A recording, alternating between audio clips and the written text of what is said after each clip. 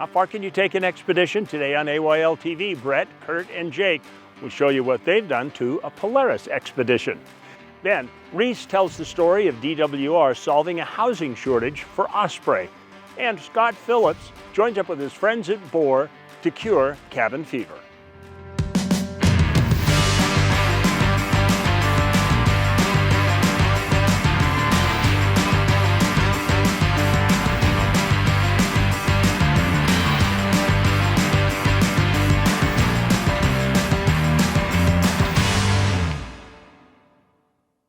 Hi, welcome to AYL. I'm Brett Hermansen from Van Goghs. We're up here in beautiful Paradise, Utah at the SlikRok Garage. And you know, I think I've jacked mine up a little bit and made it look pretty cool, but what the heck?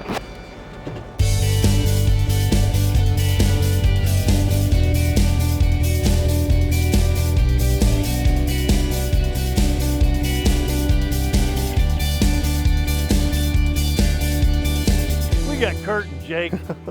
How you doing, buddy? What the heck, man? Come on. You make me feel kind of little.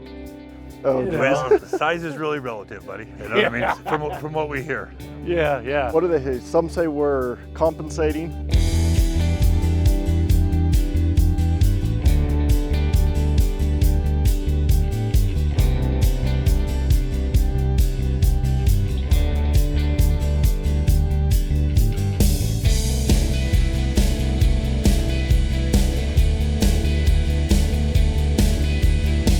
That must be it. Because, I like complimenting more than compensating. Exactly. yeah, I've gone for all the lights, and you guys have gone for all the height. To each their own. Yeah. That's kind of the cool part Yeah, about this you know. industry, you know?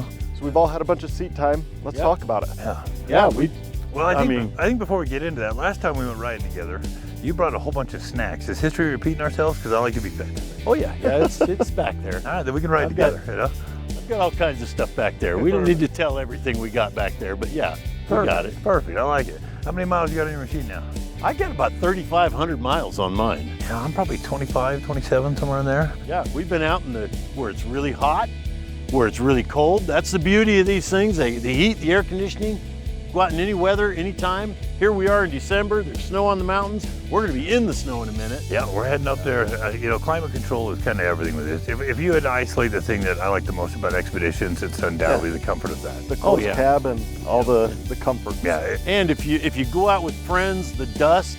Yeah. We've been out on the show where we've been 20 deep in a group and no dust. Yeah. We have to run the wipers to keep the dust off the windshield, but other than that. But you're not getting dirty.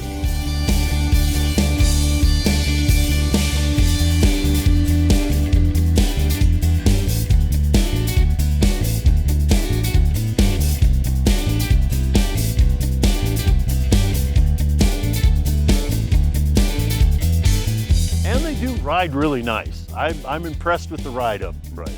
And it's like, I don't know if you've done anything or not. The only complaint we had last time we were together, there's 20 things that we love about these machines. There was only one thing that all of us were kind of felt the same about we didn't love, and that was the noise level. The noise level inside. in the cab. And so we've done a few things to compensate for that, and I think it's pretty manageable though. Yeah. And there's also an expectation. It's an off-road vehicle. Exactly. At the end of the day, they're not. And any of your razors or anything like that, they all have the same noise level. Right. It's just, I agree. This, you're too comfortable when you're going along and you expect it to be quiet too. We've spent so many years out in the elements that a little bit of noise doesn't bother us so bad. Yeah, exactly. You know? Well, it drowns out the wife half the time too. I'm not saying that at all. We're gonna leave you on that island. Yeah, there you go. If your wife's watching this, we didn't say any of that stuff, you know. But I don't see why we're wasting time. Let's go play in the snow. Let's go get muddy, and let's go have some fun. All right, let's do it.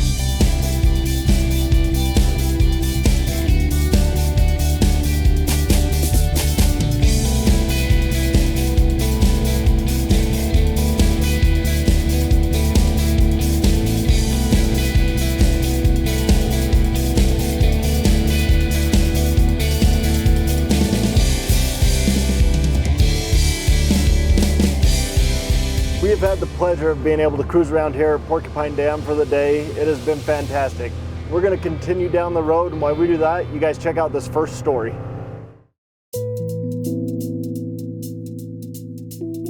I'm Reece Stein, at your leisure, wondering what the heck this power pole is doing out here in the middle of nowhere. It can't be for electricity or telephones. There's no wires going to it. But it does serve an important purpose. It's a project strictly for the birds. More of these wireless poles are going up in the wetlands around Utah Lake. The hope is they will attract osprey, one of Utah's largest birds of prey, mainly a fish eater. Ospreys get their food and water from Utah Lake. The thing that's missing from their habitat is large mature trees to provide secure nesting sites. To be successful, they need a nest site that's close to their food and their water supply so they don't have to spend a lot of time flying back and forth to feed their young family.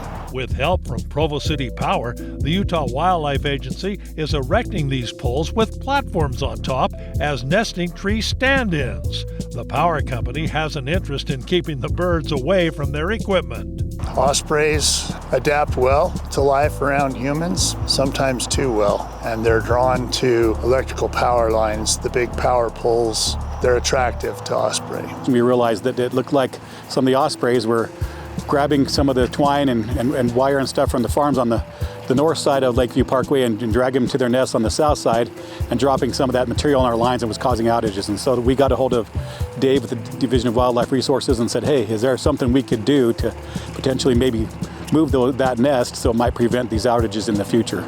Provo Power came to us with concerns, but they also came to us with an idea. Their idea was to relocate the nest platform to a better place that would result in less problems for the electrical grid and a better outcome for the ospreys as well.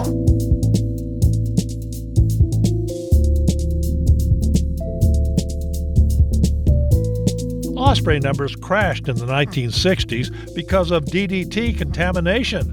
The 1972 ban on the chemical and an aggressive recovery effort has brought the birds back.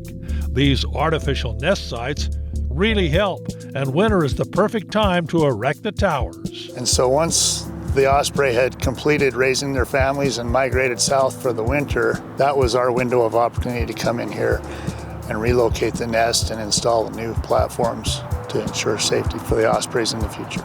And this year, Provo Power is especially generous. But they didn't stop there. They also wanted to supply and install 2 additional osprey platforms to ensure that the future would be secure for the osprey in the Provo Bay area. And we really appreciate working with Provo Power. They've been awesome partners in the past. We've cooperated on several nest platforms now, and it's always a pleasure to work with them, and we always have good outcomes. Reece Stein at your leisure along the way at the future home of a family of osprey.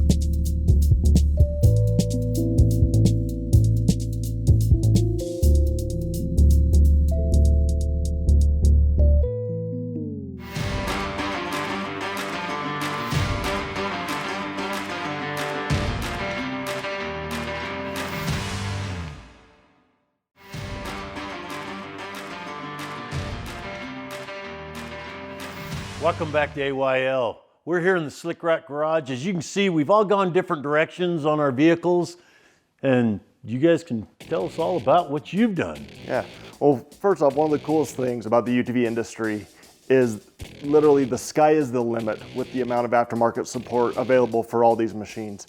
And as you can see, we have Curt's machine here behind us. Walk us through what you've done to this.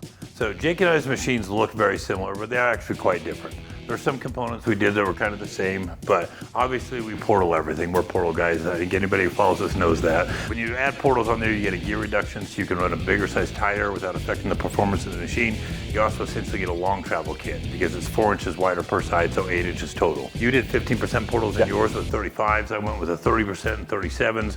We like to just kind of try some different things up. So we tried different suspension setup, spring setup. Yeah. But Jake's got a shock therapy setup on his. I have a Zebro setup on mine. We actually like both of them a lot. They ride a lot better than the factory machines. We went after bumpers. We went after rock guards. We leaned on our friends at DRT for that.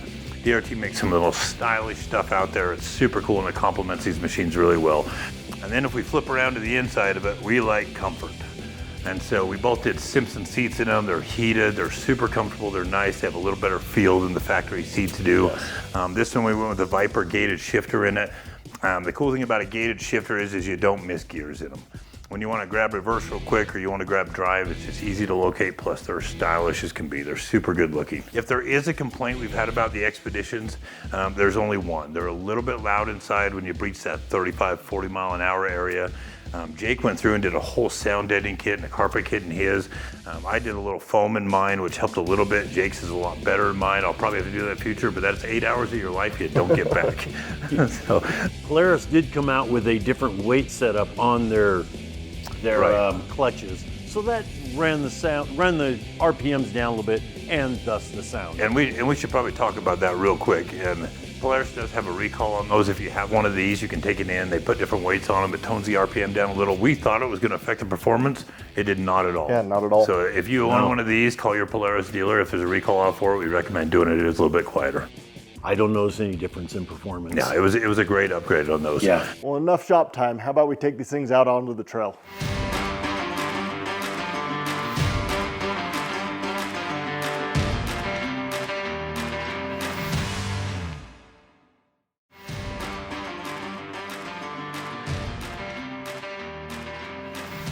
Welcome back to AYL. So we're up here in northern Utah. We're up at Porcupine Reservoir. This is a beautiful place up here in the mountains.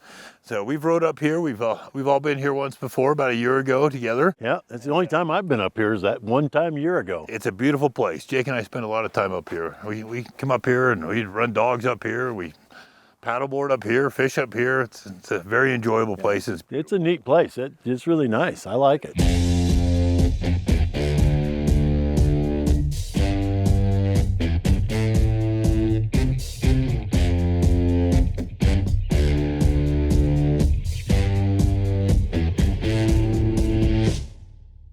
Since we were here last time, we've all done a bunch of upgrades. Jake, what is the best upgrade you've done on your machine? What sticks out to you? It's kind of a little bit of a combination. So I'm going to talk about the increase in ride height. So through the... Are we doing that to make him feel bad? Right. Okay, just so we're clear. Right, all right, just got it. Just okay, I'll just drive it a be little bit down harder. here. No one sits higher than the king. But getting off the ground, you don't have any clearance issues. You're able to go a lot more places, especially when it comes to snow riding. Right. So through the bigger wheels and tires, and then the addition of the portal gear lift, not only do you get the ride height, but then you get the increased width. And these machines, they can get a little roly-poly with the cabs. Right. So getting that increased width just gives you a lot more stability.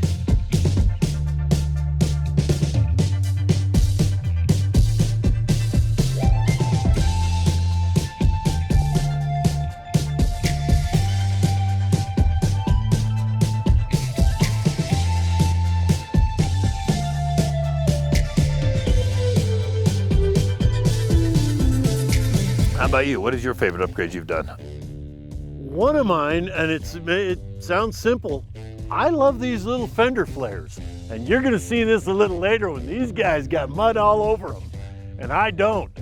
Well, sometimes bigger things get dirty. That's how, Yeah, that's how it works. It is true though, the farther your tires stick out, the more mud you collect along the way. There's no doubt about it. Once we have the bet running, first one gets stuck, has to clean them anyway. So. Right. Is that the way it works? Okay.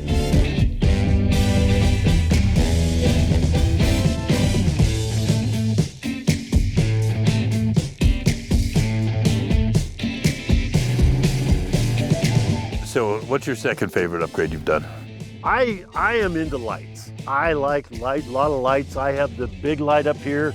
I have the small lights. I love this, the way they integrated this into that stock front That is end. super clean, yeah. I like it the way that looks. I love my D-rings. I have them in the front and the rear. And speaking of the rear, I got a rear bumper on this. It is just an Iron Man. I'm seeing a pattern here, and I'm guessing at your age, you've got the lights so you can see better, the D-ring so if you get stuck we can pull you out, you're back into some trees. Yeah, I still run into things, I got you. Yeah, it's called a pattern. I'm getting old enough now, I run into things, Well, my favorite upgrades, like I can't reiterate what Jake said, but that's on mine though. Because we're portal guys, we portal everything. We like clearance, we do a lot of mountain riding, a lot of rock crawling, so yeah. there is that part. So if I was to step away from the portal aspect of it, I think for me, seats were a really big deal. I Always. really love the new seats, and they're a lot more comfortable to ride in. But at the end of the day, Xpeditions, the best part about them is the enclosure. So when you're out in the mountains, you're in the elements, to be able to be inside and have climate control. If it's hot outside, you got the AC on. If it's cold, you got heaters on. So if you're not getting dirty, it's just very comfortable to go out and go cruise around the mountains and enjoy scenery when you're comfortable. It really does. It really expands the season in which you're able to ride and enjoy them. Yeah. You're 12 months out of the year. Doesn't matter. Well, maybe we should quit talking about it. Go do some riding. What do you guys say? I like it. All right, let's do it.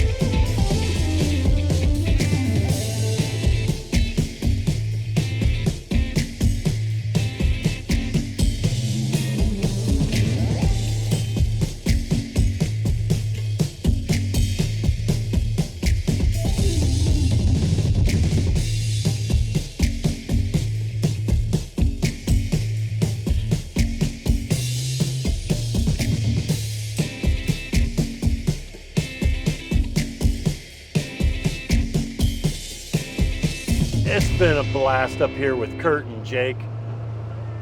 You know, we've had a lot of fun on this trail. These machines are fantastic. Me and my wife went out a couple of weeks ago and we went 185 miles on one tank of gas. And it's unbelievable the range you have in these things. But speaking of going places, check out this next story.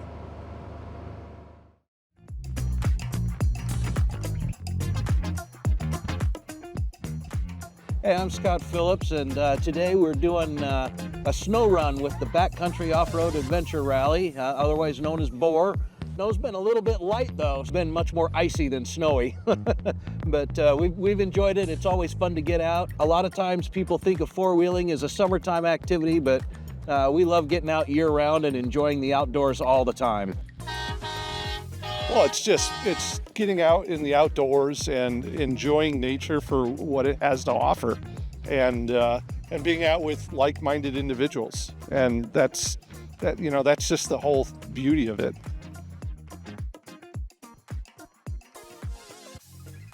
Been in the off-road industry, had 4 Jeeps, so I just literally Googled a Jeep club. And this came up, this event that was like 2 weeks away, so I'm like, yep, going to that. I mean, the instructions on the Facebook page are really clear, the coordinates of where to show up, what time. You know, he briefed everybody, said this is what we're doing, this is the plan, the rough timeline, and it just felt nice to show up and have like a plan. Usually I'm the person doing that, so to step into something I could just really ease and relax and just enjoy the beautiful experience that it's been so far. It's different every time, even if you've done the same trail multiple times. The weather, depending on how it rained the prior year or even the weekend before, it can change the whole terrain and skill level of the road. There's definitely a lot less snow this year. Yeah, I think we were at least calf height last year. Last year and this year is just a dusting. So, but it's okay. It's still fun. It's still fun to get out here.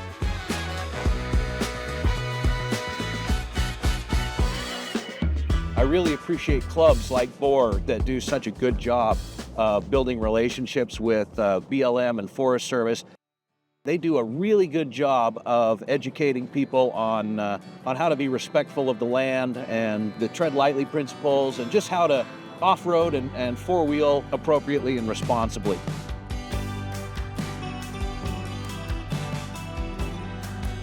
It's important to just educate people, and that's why it's important to always be having new people come.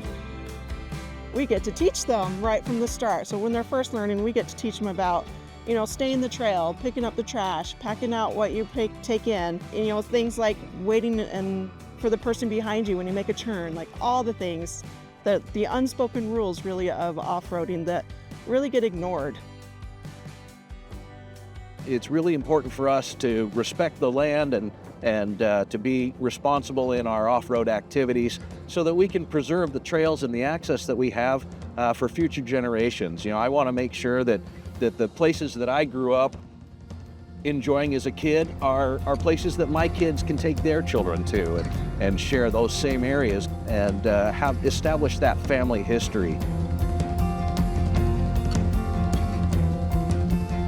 Utah Gambler 500 It's a nonprofit organization. Every state has a Gambler 500. I'm just the main dude in charge of the Utah chapter. And it started with go buy a $500 car, try going off-roading for 500 miles. In this day and age, it is hard to do both. But it kind of just encourages anyone can go off-roading on any budget, and it's kind of turned into a giant trash collection. So every state tries to collect the most trash. If we want public lands to stay public, do your part. Utah's a gem. I've been all over the world, a lot of the other states, and there's no place like it here. So this is really special to have grown up here, go away. Kind of took it for granted, and being back, I can literally feel like the mountains, like they hold you. You know, if you imagine a bowl holds like cereal or soup or whatever, like we live in a valley where the mountains are holding us, and coming back to Utah, I really felt that in my body. So that was it's a pretty amazing experience to come back.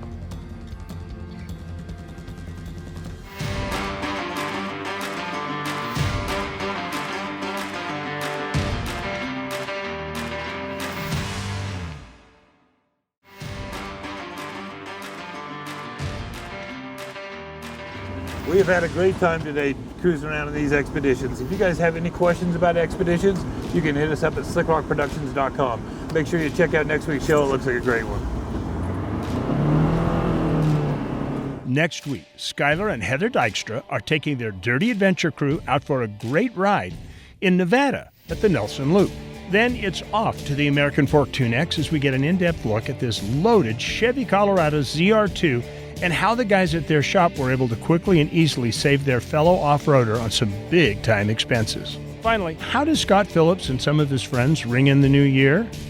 Well, if you know Scott, it's going to involve four-wheeling. You're going to want to check out next week's show. It's looking really good. Jake, we're filming. What are you doing? Well, Get off your phone, man. I'm not going to apologize. I'm trying to get some of those fenders you've got.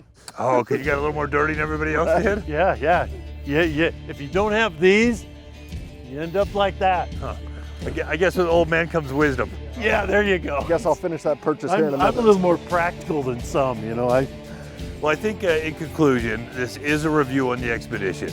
I think we're all very happy with our purchases, and I think we utilize them and we like them. So if you're on the fence out there and you're thinking about getting an Xpedition, we absolutely love them. We think they're worth the money and they're great. So remember, it's a big world out there. Go find an adventure you'll love. Now let's go wheel, boys. There you go.